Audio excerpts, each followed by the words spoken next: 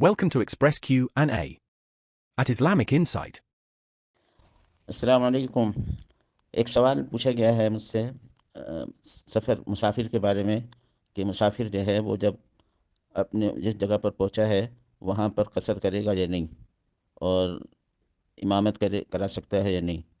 تو اس کے بارے میں اصول یہ ہے کہ جو شخص 78 کلومیٹر دور جانے کے راستے سے نکلے تو راستے میں بھی وہ قصر کرے گا، اور جہاں پر پہنچا ہے وہاں اگر 15 دن سے کم ٹھہرنے کی نیت ہے تو وہ قصر کرے گا۔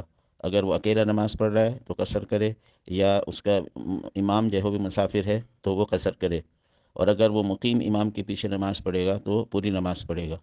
اور اگر وہ خود مسافر جو ہے امام بنے اور پیچھے مقتدی مقیم ہو تو وہ مسافر امام 2 رکعت پر سلام پھیر لے، اور مقیم مقتدی اپنی 2 رکعت پوری کریں، وہ سلام نہ پھیریں۔